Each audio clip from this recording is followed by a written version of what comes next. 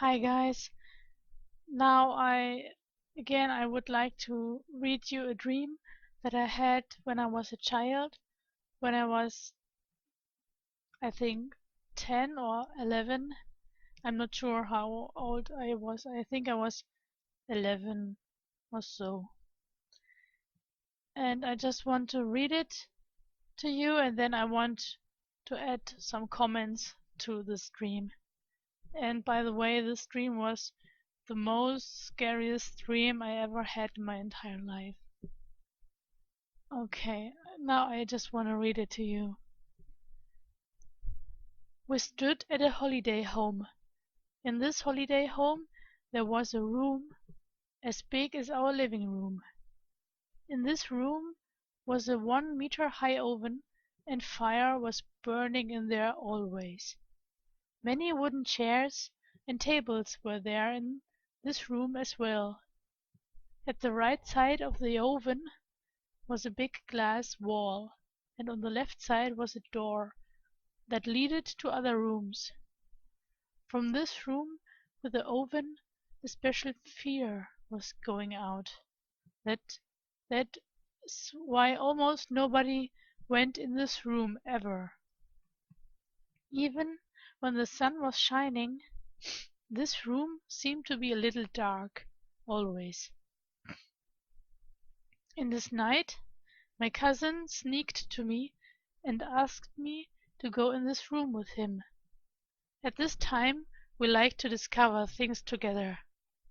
At the time of my dream we were 10 or 11 years old. But actually I didn't want to go in this room. I was filled with fear of this room, and actually my cousin too. But at least I agreed to go. I couldn't allow that my cousin would go there alone. So we sneaked into this room and hid it under the table. My fear was growing bigger and bigger. Suddenly a woman with black hair was standing in front of the oven. She stared into the flames. She looked lost in thoughts, actually out of her mind. Suddenly I saw the oven from a different perspective. Now I was standing right in front of the oven, but it was at least 3 times bigger. It was filling my whole sight. I saw a figure appearing in the fire. It was kind of a ghostly appearance. It looked like a woman with vampire teeth, and it was grinning very sinister. The face had an ash color. It looked terrible. A huge fear was coming from this creature, and if I wouldn't have prayed, "Lord Jesus, help me, protect me," probably I would have out into tears and faint. The creature was going out of the oven now, but the flames were staying in her. But suddenly the other woman, the human, was inside the oven, and looked shocked. She couldn't come out. Then suddenly I was on the street, and it was kind of dark. I believe the sun was shining only pale, and I saw many people running around. Suddenly many of these creatures of death appeared. Yes, they were called creatures of death. The people were running around, screaming. Those creatures were taking the people. They were taking them all into the fire. Only with the prayers to God I could barely stand. Those creatures were big, maybe around 2 meters high. Okay, that was what I wrote into my dream book. And after I had this dream, I was running to my mom and told her what I dreamed, and she said, and at this time I was reading the Bible, but I actually didn't read so much the Revelation book of Revelation, except the last 2 chapters also with the New Jerusalem. But I didn't read the scary stuff. So I was telling my mom about the dream, and she said, "Hey, that reminds me of a chapter from the Revelation." chapter 9 actually. So I was standing and I got the Bible and read it. Yeah, there are many parallels to my dream. Um, you can read it for yourself, actually, or no, I can read it actually, and I will read it to you. Okay, chapter 9, verse 1 to 12. And the fifth angel sounded, and I saw a star fall from heaven unto the earth, and to him was given the key to the bottomless pit. And he opened the bottomless pit, and there arose a smoke out of the pit, as the smoke of a great furnace. And the sun and the air were darkened by reason of the smoke of the pit. And there came out of the smoke locusts upon the earth. Unto them was given power as the scorpions of the earth have power.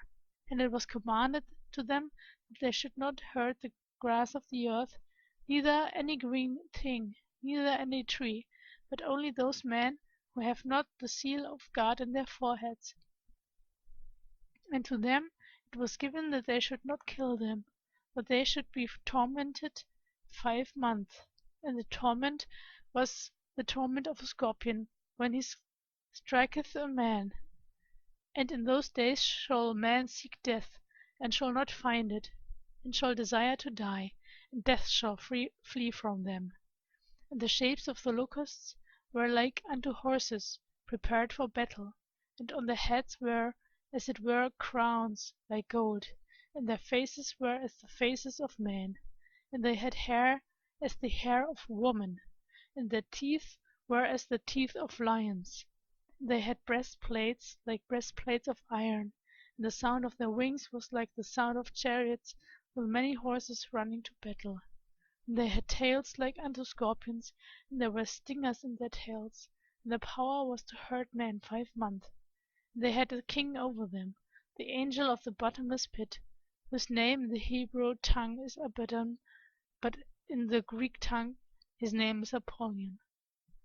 One woe is past, and behold, there come two more woes hereafter. You see,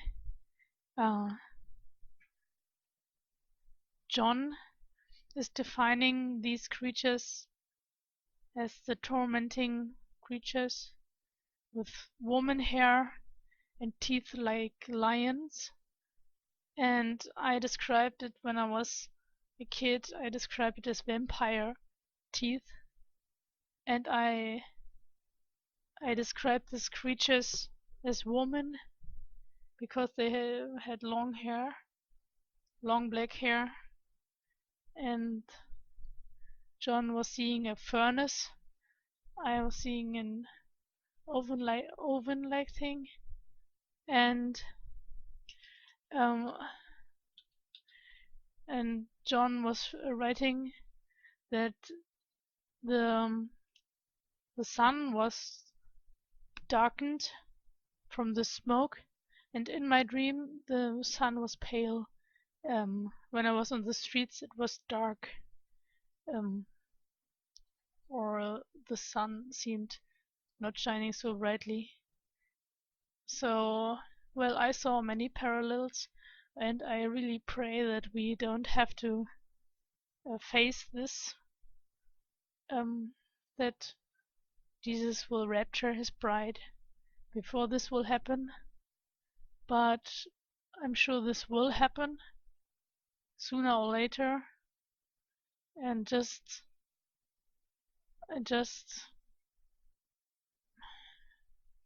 think your life over and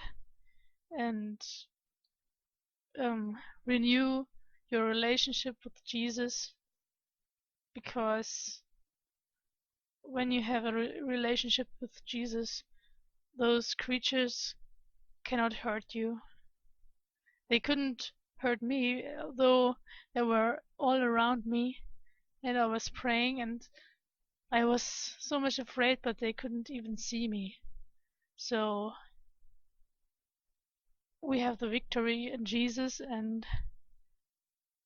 but it still can hurt you to see all the terrible things happening around you. So